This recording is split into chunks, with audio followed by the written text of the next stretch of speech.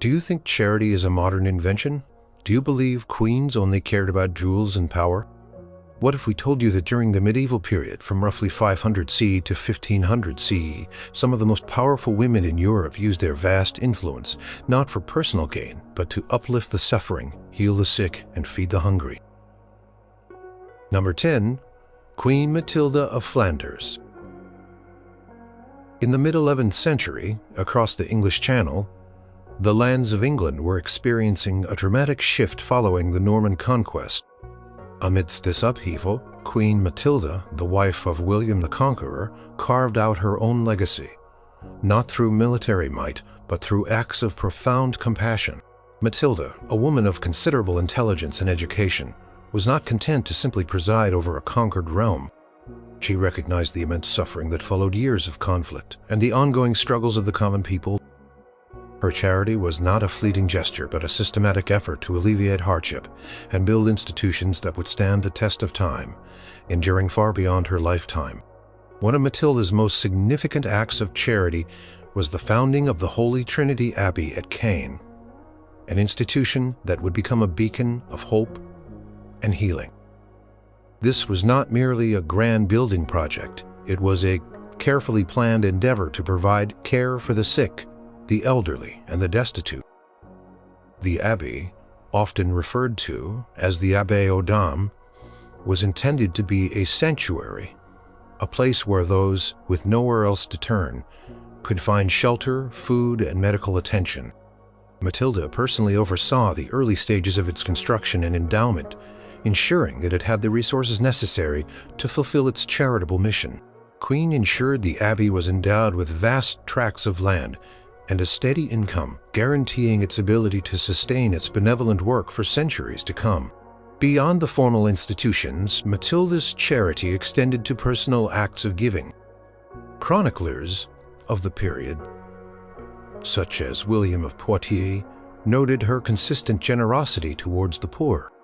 It was common knowledge that she would often distribute alms directly to those in need, not just to the church or the wealthy, but to the ordinary villagers and townspeople who struggled daily. She was known to keep a close eye on the welfare of her subjects, and stories circulated of her personal involvement in providing food and clothing to families facing famine or hardship. Her household accounts, though scarce from this early period, hint at significant expenditures on provisions for distribution, indicating that this was a regular, rather than sporadic, practice.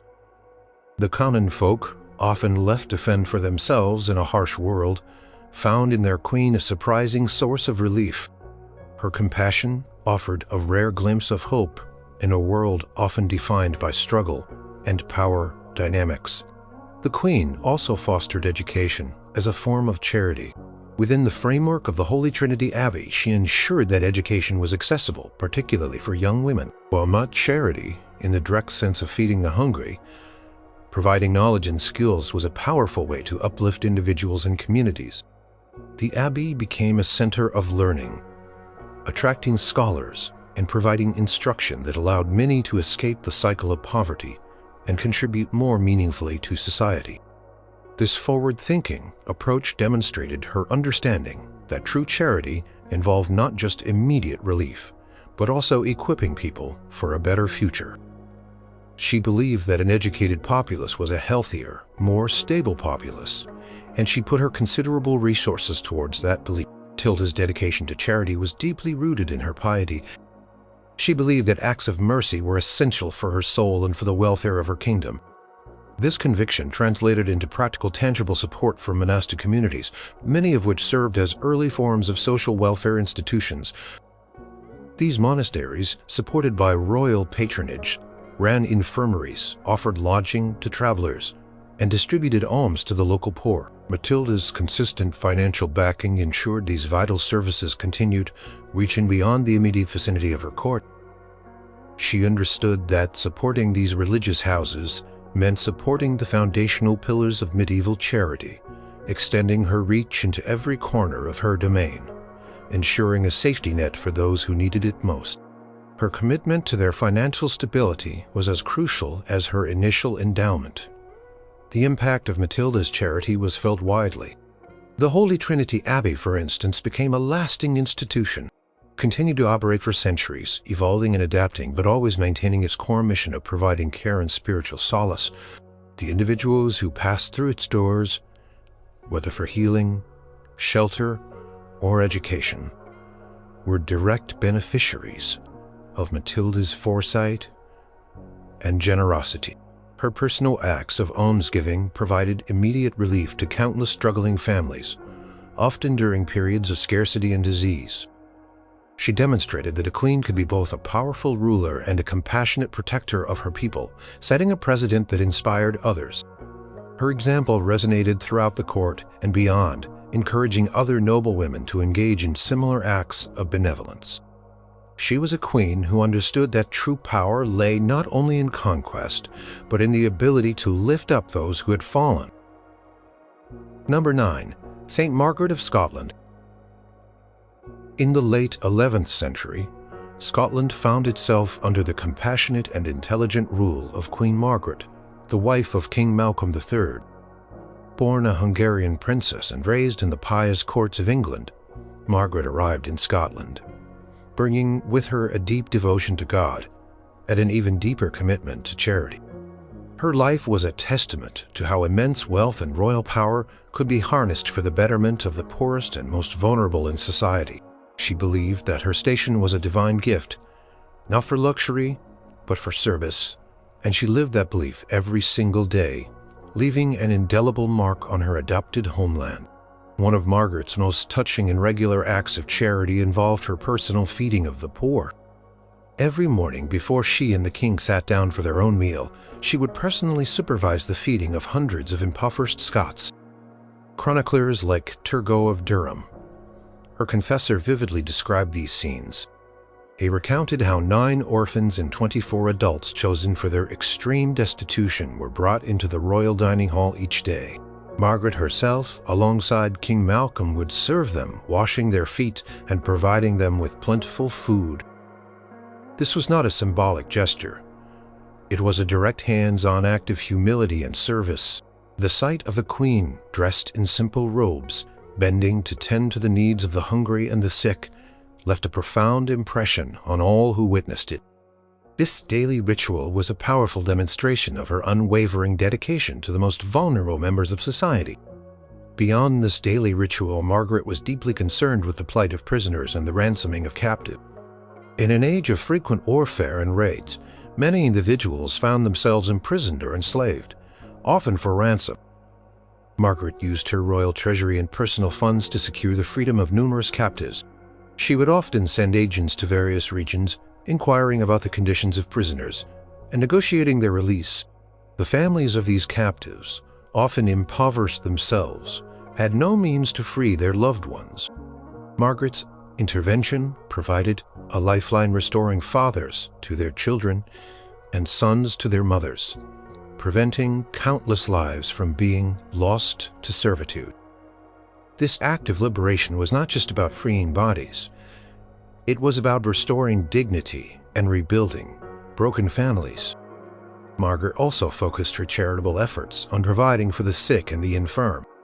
She established hospitals and almshouses, ensuring that those suffering from illness or disability had a place of refuge and care.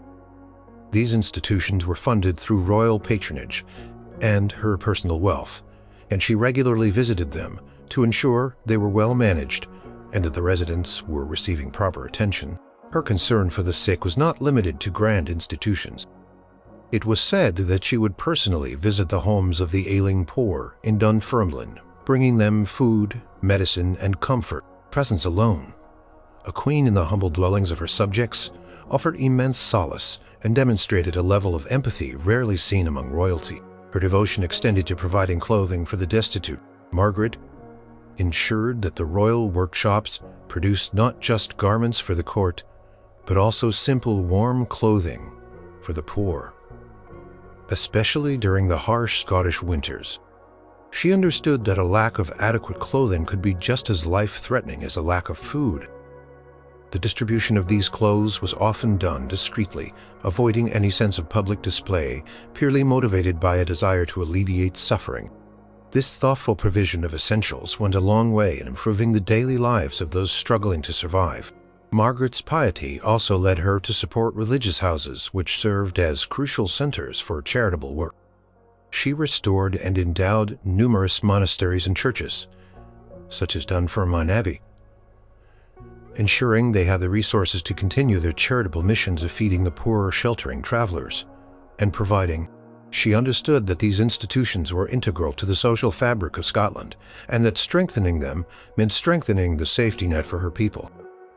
Commitment to God was inextricably linked to her commitment to humanity, and she saw service to one as service to the other.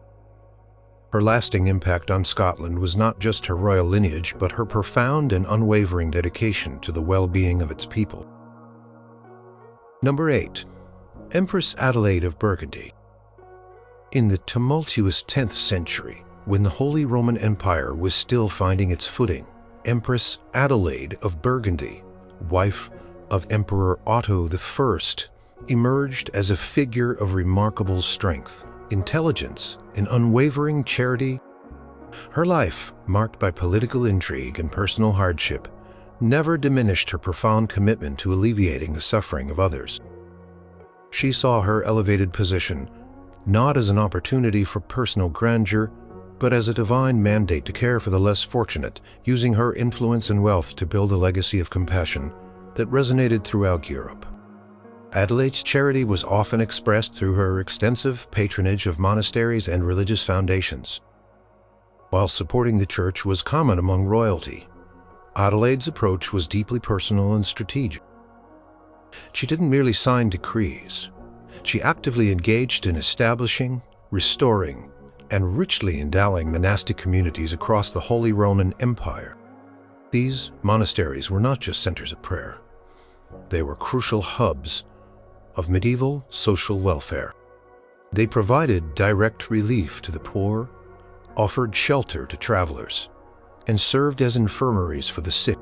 Adelaide ensured these institutions had the resources, land, gold, and provisions to fulfill these charitable roles. She understood that by strengthening the monasteries, she was strengthening the safety net for countless vulnerable people within her vast domain.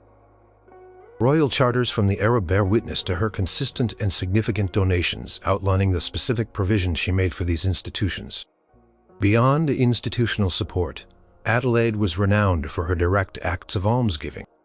Chroniclers of the period, such as Odilo of Cluny, who wrote a biography of the Empress, highlighted her immense generosity towards the poor. It was said that she kept a substantial portion of her personal income specifically for charitable donations. She would often distribute food, clothing, and money to the destitute, personally overseeing these distributions. Compassion was not abstract. It was hands-on and immediate.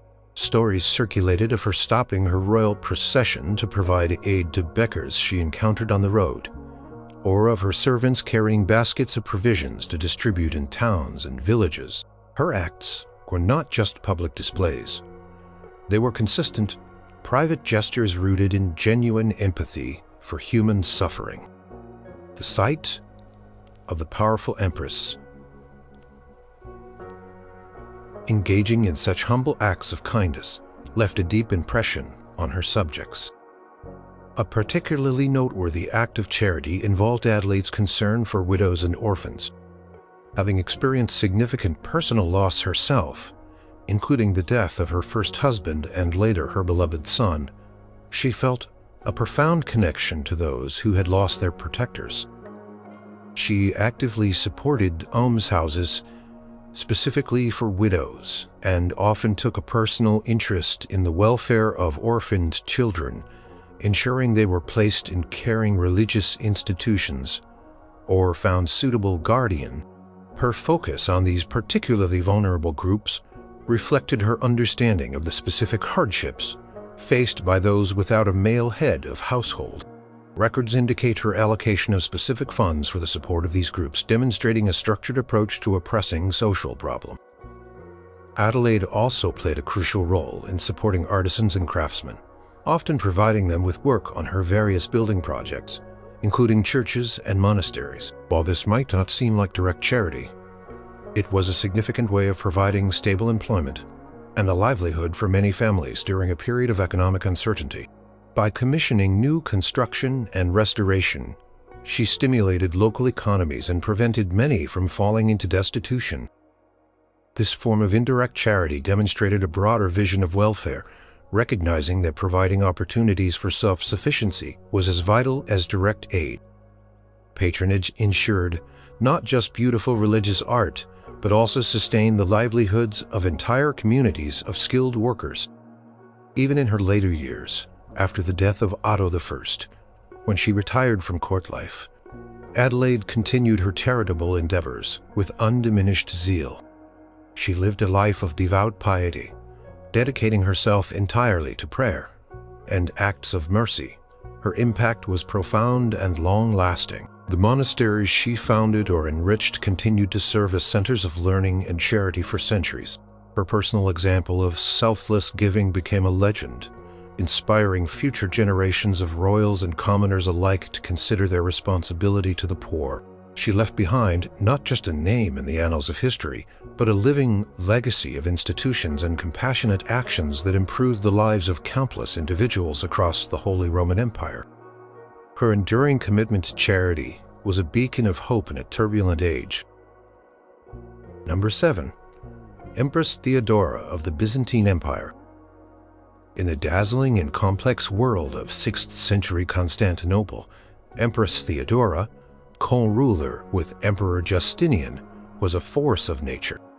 While her political astuteness and powerful influence are well documented, her profound and pioneering acts of charity often receive less attention than they deserve. Theodora, who rose from humble beginnings, never forgot the struggles of the common people, particularly those on the fringes of society. Her charity was bold, systemic, and targeted at a segment of the population that most others simply ignored or condemned. Theodora's most revolutionary act of charity was her unwavering commitment to the rehabilitation of prostitutes. In a society that often ostracized and condemned women involved in sex work, Theodora, drawing perhaps on her own difficult past, saw a desperate need for compassion and practical assistance. She understood that many women were forced into such circumstances by poverty, debt, or coercion. Her response was not judgment, but a radical solution. She established a magnificent monastery known as the Metanoia, or Repentance Monastery, specifically for these women. This was no ordinary convent. It was a refuge where hundreds of women could escape their former lives, find shelter, receive spiritual guidance, and learn new skills to support themselves honorably. The chronicles of Procopius, though often critical of Theodora, acknowledge the existence and purpose of this unique institution.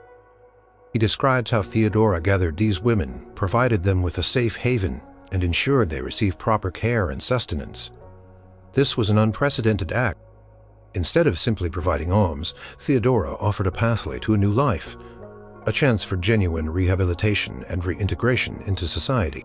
She personally oversaw the initial efforts, ensuring the monastery was well-funded and well-managed, setting a precedent for social welfare that was centuries ahead of its time. The Metanoia was more than just a building. It was a symbol of hope and forgiveness. Beyond this singular grounding institution, Theodora extended her charitable reach to other vulnerable groups. She was a strong advocate for the rights of women and children, often interceding in legal cases to protect them from exploitation and abuse. She pushed for laws that strengthened marital rights for women and protected children from being sold into prostitution by their parents, a horrific practice that was regrettably common at the time. These legislative efforts, driven by her personal convictions and compassion, had a widespread impact on the welfare of countless families across the empire. Her legal reforms were a form of systemic charity addressing the root causes of suffering. Theodora also supported numerous orphanages and hospices throughout Constantinople and beyond. She ensured that these institutions received ample funding from the imperial treasury. These facilities provided care for abandoned children, the sick, and the elderly, ensuring that even the most helpless members of society were not left to die in the streets. Her generosity was a constant source of relief for the urban poor, especially in the bustling capital city where poverty and disease were rampant. The imperial accounts, though not always detailed, indicate significant expenditures on public welfare projects, many of which were personally championed by the Empress. Her personal wealth was also often distributed directly to the needy. While she lived a life of luxury befitting an empress, it was known that she did not hoard her riches. She was said to have a sympathetic ear for pleas from the destitute and often responded with immediate financial assistance. Her deep understanding of hardship, stemming from her own early life, fueled a continuous stream of benevolence. Theodora demonstrated that true power lay not just in ruling an empire, but in showing profound compassion for its most marginalized citizens. Her acts of charity, particularly the metanoia, were not merely charitable gestures. They were revolutionary social reforms that aimed to transform lives from the ground up, setting a powerful example for future generations. Number 6. Queen Isabel of France. In the tumultuous early 14th century, France was navigating periods of conflict and social unrest. Amidst this backdrop, Queen Isabel, wife of King Philip IV, Philip the Fair, distinguished herself not just as a powerful consort, but as a queen profoundly committed to charity and the welfare of her subjects. Her benevolence was systematic, often manifesting in the establishment of institutions designed to provide lasting relief and rooted in a deep sense of Christian duty. She understood that true leadership involved caring for the least fortunate among her people, and she dedicated significant resources to this end. One of Isabel's most notable acts of charity was her unwavering commitment to supporting and establishing hospitals and almshouses. These institutions were critical lifelines in medieval society, offering care to the sick, shelter to the homeless, and sustenance to the poor and elderly. Isabel did not merely provide financial grants. She took a personal interest in their operations. She ensured that hospitals were well funded and properly managed, often endowing them with lands and a steady income to guarantee their long-term viability. For example, she actively supported the Hôtel Dieu in Paris, one of the oldest and most important hospitals in Europe, ensuring it had the resources to cope with the city's growing population. Her consistent patronage provided a crucial safety net for urban dwellers who might otherwise have perished from illness or neglect. Isabel's charity also extended to providing direct assistance to the poor and hungry.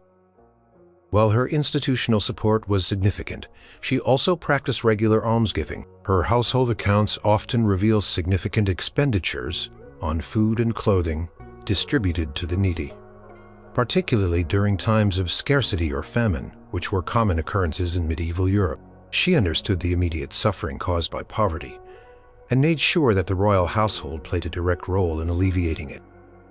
She was known to order large quantities of bread, wine, and meat to be distributed to the populace, especially to those who gathered outside the royal residences, seeking help. This direct approach offered immediate relief and demonstrated a tangible connection between the monarchy and its struggling subjects. Furthermore, Isabel's charitable spirit was evident in her support for religious houses, which served as vital centers of charity and social support. She patronized numerous convents and monasteries, providing them with endowments that enabled them to continue their work of caring for the poor, educating children, and offering hospitality to travelers.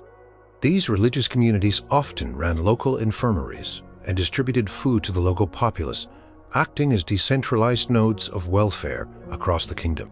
By strengthening these institutions, Isabel amplified her charitable reach, ensuring that aid reached even the most remote corners of France. Her piety was not just a personal devotion, it was a powerful motivator for public service. Isabel also focused on education as a form of charity. While not as direct as feeding the hungry, she understood the rooting power of knowledge. She supported scholars and provided stipends for students from less privileged backgrounds to attend universities and schools.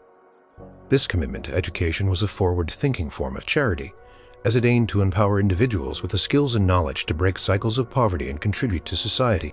Her patronage of learning was an investment in the human capital of her kingdom, providing opportunities for social mobility that were rare in the medieval era. Her consistent efforts cemented her reputation as a compassionate queen.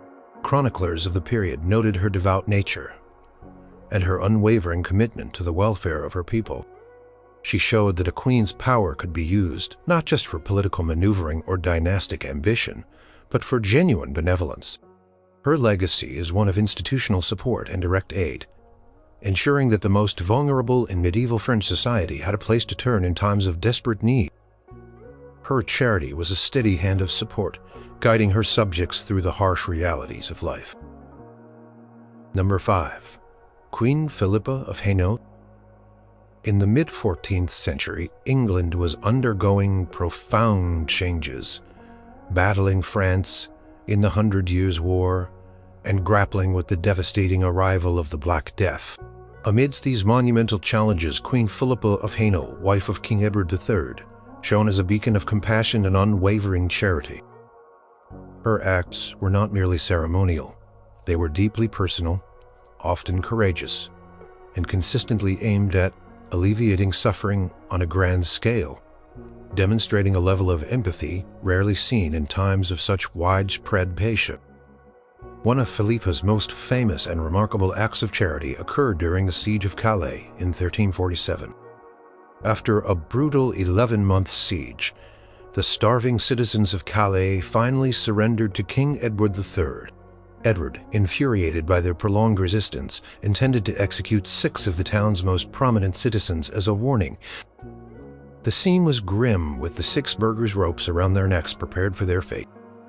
It was at this critical moment that Queen Philippa, heavily pregnant, rode into the camp and pleaded with her husband. She knelt before him, tears streaming down her face, begging for mercy, arguing that their deaths would be a stain on his honor and a cruel act. She spoke with such passion and conviction, appealing to his chivalry and compassion, that Edward, despite his rage, relented. He spared the lives of the burghers, and Philippa then personally saw to their care, providing them with food, fresh clothes, and safe passage. This act of intervention, recounted by chroniclers like Jean Froissart, saved 6 lives and demonstrated a remarkable courage and a deep understanding of human dignity. Even for her enemies, it was a testament to her powerful moral compass. Beyond this dramatic intervention, Philippa's charity was a constant presence in her daily life and governance. As the Black Death swept across Europe, decimating populations, and Philippa was deeply concerned about the plight of the common people. While the court often fled disease-ridden areas, Philippa ensured that provisions were made for the sick and the dying. She encouraged royal physicians to attend to the suffering, and she personally supervised the distribution of alms and medical supplies to plague-stricken communities. Her accounts reveal numerous payments to hospitals and infirmaries during this period, indicating her commitment to supporting the infrastructure of care when it was most desperately needed. Her actions, during this terrifying time, offered a glimmer of hope amidst overwhelming despair. Philippa also established Queen's College in Oxford in 1341. While primarily an educational institution, its founding was also an act of profound charity. It was intended to provide education for young men, particularly those from humble backgrounds who showed academic promise. By supporting education, Philippa was providing a pathway for social mobility and intellectual development, giving opportunities to those who would otherwise have been denied them. This was a form of long-term charity, investing in the future of the kingdom by nurturing its brightest minds, regardless of their social standing. College named in her honor stands as a lasting monument to her belief in the goading power of learning. Her personal charity was widely known. She was said to be extraordinarily generous with her personal wealth, often distributing money, food, and clothing to the poor who gathered outside her palaces. Chroniclers praised her piety and her reputation for kindness. She consistently supported religious houses, understanding their role in providing social welfare to communities. She made regular endowments to various abbeys and convents, ensuring they had the resources to feed the hungry, shelter the homeless, and care for the sick in their localities. This consistent support for the Church's charitable arms was a cornerstone of her philanthropic efforts. Philippa of Hainault was a queen who understood that true power lay not just in political influence or military victories, but in compassionate leadership and selfless service. Her intervention at Calais became a legendary tale of royal mercy, but her consistent everyday acts of charity, particularly during the horrific years of the Black Death, demonstrated a deep and abiding commitment to the well-being of all her subjects. She was a queen who acted with both courage and a profound sense of human responsibility. Number 4. Saint Elizabeth of Hungary. In the early 13th century, a young woman born into royal lineage in Hungary would become one of the most revered figures of Christian charity, Saint Elizabeth of Hungary. Her life, though tragically short, was a powerful testament to radical compassion, selfless giving, and a profound identification with the suffering of the poor. She rejected the comforts of her royal station, choosing instead a path of extreme devotion to service, using her vast resources and personal energy to alleviate hardship on a scale that astonished her contemporaries. Elizabeth's most famous and groundbreaking act of charity was her complete dedication to the sick and the destitute, particularly during times of famine and widespread disease. 1226, when a devastating famine swept across Thuringia, where she was Landgravine, Elizabeth emptied the royal granaries and distributed provisions to the starving populace. She did not merely order her servants to do this, she personally oversaw the distribution, often carrying food herself to the homes of the sick and the elderly who were too weak to come to the castle. Her biographer, Dietrich of Apolda, recounts how she would make bread with her own hands and deliver it to the hungry. This direct hands-on involvement was unprecedented for someone of her rank, recruiting a deep empathy that transcended social barriers. Beyond providing food, Elizabeth built and personally staffed a hospital at the foot of her castle in Marburg. This was not a grand impersonal institution, but a place where she regularly attended to the needs of the patients. She would wash the feet of the sick, clean their wounds, change their bedding, and offer them comfort. It was said that she cared for the most severely afflicted, including those suffering from leprosy, a disease often considered too abhorrent for others to touch. Her dedication was so profound that she often went without sleep or food to ensure her patients were cared for. This level of personal sacrifice and direct service was a radical departure from the norm for medieval royalty. She embraced suffering as a means to connect with the divine, and her acts were seen by many as living miracles of compassion. Elizabeth also sold her jewels and most of her opulent gowns, distributing the proceeds directly to the poor. She lived a life of deliberate simplicity, embracing poverty herself as a way to better understand and serve those she helped. She even wore simple, coarse clothing, a stark contrast to the luxurious attire expected of a Landgravine. This renunciation of worldly possessions was a powerful statement of her commitment to charity, showing that her devotion was not merely words, but a complete transformation of her lifestyle. She saw her wealth as God's to be used for His most beloved, the poor. Her charitable endeavors extended to supporting orphans and abandoned children. She provided them with homes, food, and education, ensuring they had a chance at a life beyond destitution. She also established specific hospices for pilgrims and travelers, recognizing their vulnerability on the road. Her accounts show meticulous records of almsgiving and provisions for these various groups, indicating a systematic and continuous effort rather than sporadic acts of benevolence. She was deeply influenced by the teachings of Saint Francis of Assisi, who emphasized direct service to the poor, and she adopted his ethos wholeheartedly. After the death of her husband, Elizabeth officially renounced her royal title and prerogatives, choosing to live a life of poverty and dedicated service as a tertiary of the Franciscan order. She continued her work among the poor and sick, even living in a humble dwelling fully committed to her mission until her untimely death. At the age of 24, her life became a powerful inspiration throughout Europe, leading to her rapid canonization as a saint. Elizabeth of Hungary's charity was not merely an act of giving, it was a profound way of life, a radical embodiment of Christian compassion that continues to inspire centuries later. She remains the ultimate example of a royal who chose to embrace the suffering of others as her own. Number 3. Saint Hedwig of Silesia. In the late 12th and early 13th centuries, in the lands of Silesia, part of modern-day Poland, lived Saint Hedwig, Duchess of Silesia, and later the mother of the Duke of Silesia.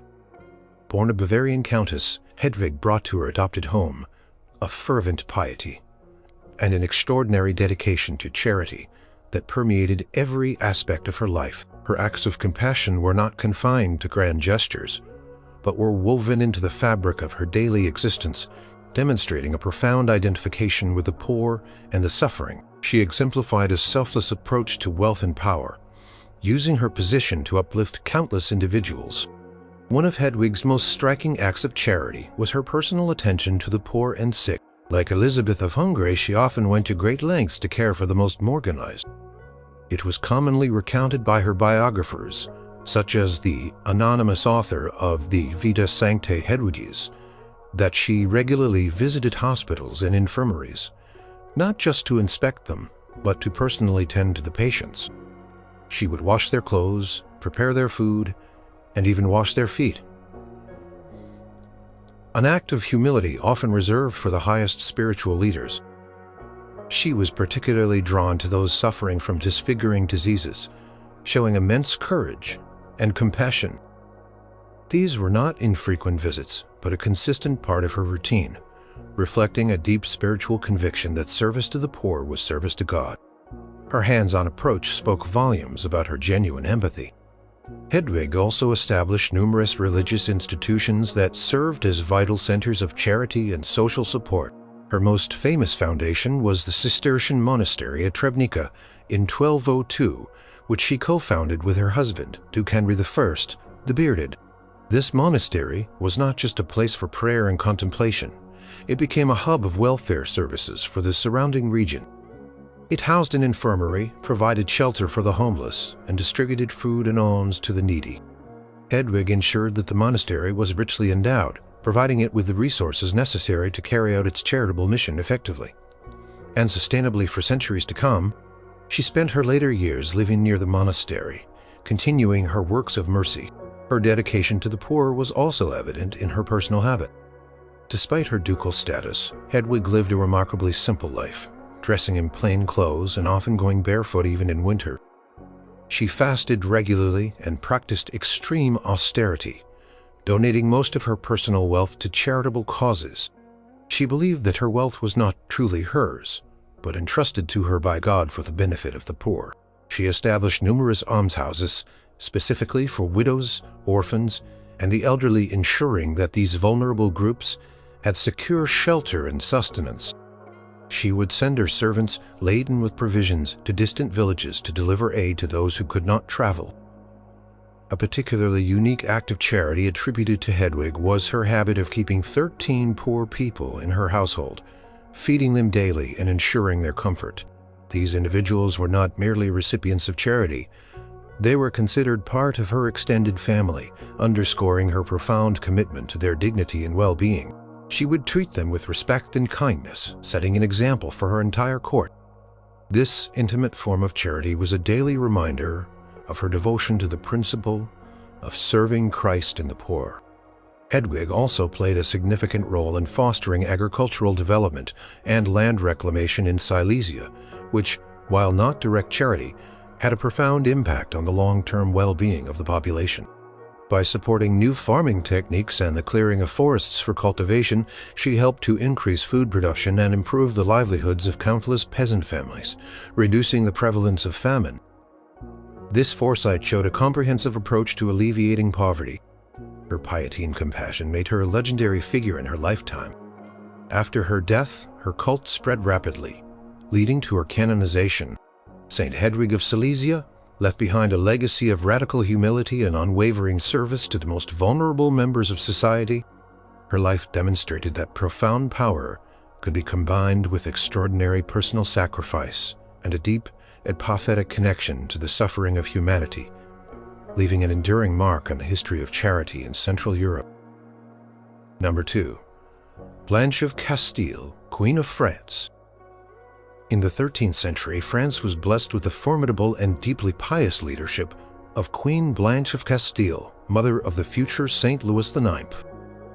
As queen consort, and later as regent, during her son's minority and crusades, Blanche wielded immense power, but she always ensured that her authority was tempered by a profound commitment to justice, order, and, most notably, charity. Her benevolence was systematic and widespread, reflecting both her deep religious faith and her keen understanding of the practical needs of her kingdom's populace. Blanche's charity was perhaps best exemplified by her unwavering support for and establishment of religious institutions, many of which served as the primary social welfare agencies of the era. She funded and richly endowed numerous monasteries, convents, and hospitals across France. For example, she was a significant patron of the Cistercian order, known for their asceticism and charitable works. These foundations were not merely places of worship. They provided refuge, food, and medical care for the sick, the poor, and travelers. Blanche understood that by strengthening these institutions, she was creating a robust network of aid for her subjects, ensuring that even in remote areas, there was a place for the destitute to turn. Royal charters and records of her exchequer reveal consistent and substantial financial contributions to these charitable causes. During her regency, Blanche of Castile faced numerous political challenges, but she never allowed them to overshadow her commitment to the well-being of the common people. She was known for her direct almsgiving, often distributing food, clothing, and money to the poor who gathered outside the royal palaces. Her chroniclers speak of her personal involvement in these acts, ensuring that the aid reached those who needed it most. She took special interest in the plight of widows and orphans, providing them with financial assistance and arranging for their care and protection. She understood the particular vulnerabilities of these groups in medieval society and made specific provisions to alleviate their hardship. Particularly noteworthy aspect of Blanche's charity was her concern for the fair administration of justice, which she viewed as a form of social charity. She ensured that the royal courts were accessible to all, not just the wealthy, and that judgments were delivered impartially. She often intervened personally in cases involving the poor and the marginalized, ensuring they received a fair hearing. This commitment to justice, preventing exploitation, and ensuring rights was a powerful form of charity, as it helped to maintain social order and protect the vulnerable from oppression. She believed that a just society was inherently a charitable one. Blanche was also a keen supporter of education. While perhaps not direct charity in the traditional sense, her patronage of universities and scholars indirectly benefited the kingdom by promoting learning and providing opportunities. She ensured that Paris, the heart of French learning, remained a thriving intellectual center, which in turn attracted talented individuals who could contribute to the kingdom's prosperity and well-being. By fostering education, she was investing in the long-term health and stability of her realm, creating pathways for talented individuals from all walks of life. Her personal piety was deep and influential. She practiced austerity in her personal life and encouraged her son Louis IX to do the same, instilling in him the values of justice and charity that would define his reign. She used her position to promote peace and reconciliation, which in itself was a form of charity, as it prevented the suffering and destruction wrought by warfare. Blanche of Castile left an enduring legacy of compassionate governance. Her charity was not merely reactive but proactive, building institutions and fostering a just society that aimed to alleviate suffering on a fundamental level. She was a queen whose power was always wielded with a keen sense of responsibility for the welfare of her entire kingdom. Number 1.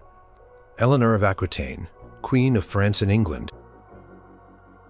In the 12th century, Eleanor of Aquitaine stood as one of the most powerful and influential women in European history, ruling vast territories as Duchess of Aquitaine and serving as Queen Consort of both France and England. While her political acumen, cultural patronage, and adventurous spirit are widely celebrated through charity, though less overtly devotional than some of her peers, played a crucial role in the welfare of her subjects.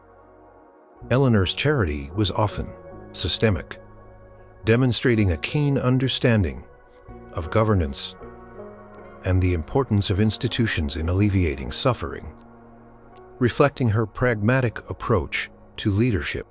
Eleanor's charitable efforts were often manifested through her extensive patronage of religious houses, particularly Cistercian monasteries and Benedictine convents. She founded and endowed numerous such institutions across her vast domains in Aquitaine and England. These monastic communities were far more than places of worship. They served as vital centers of social welfare in the medieval period. They maintained infirmaries for the sick, offered shelter to travelers and pilgrims, and consistently distributed alms and food to the local poor. Eleanor ensured these establishments were well funded through grants of land and income, guaranteeing their capacity to provide these essential services for generations. Records from the royal chancery and monastic cartularies confirm her significant financial contributions, highlighting her dedication to creating a network of support for her people. Beyond institutional support, Eleanor displayed a keen awareness of the need for urban welfare. She was a notable supporter of hospitals and almshouses in the growing towns and cities under her influence. As urban populations swelled, so did the challenges of poverty, disease, and homelessness. Eleanor's patronage helped to establish or strengthen these facilities, providing crucial medical care and shelter for the most vulnerable urban dwellers. She recognized that a stable and healthy populace was essential for her territory's prosperity, and her charitable investments were part of a broader vision for effective governance. Her interest in these projects was not just abstract. It was a practical response to observed societal needs. Eleanor's charitable endeavors also extended to ransoming captives, particularly those involved in the Crusades. Crusades were a central feature of her era, and many knights and soldiers, including her own son, Richard the Lionheart, found themselves captured and held for ransom. Eleanor, with her vast wealth and political connections, played a crucial role in negotiating and paying for the release of numerous individuals. This was a vital act of charity, as it saved lives, reunited families, and prevented men from being sold into slavery or dying in foreign prisons. Her involvement in these high-stakes negotiations demonstrated her resourcefulness and her compassion for those caught in the brutal realities of medieval warfare. While less documented than some of her more devout counterparts, Eleanor also engaged in direct acts of almsgiving. Her household accounts, though fragmentary, indicate regular distributions of food and money to the poor, who sought assistance from the royal court. She maintained a large and well-provisioned household, and part of its function was to distribute surplus provisions to the needy.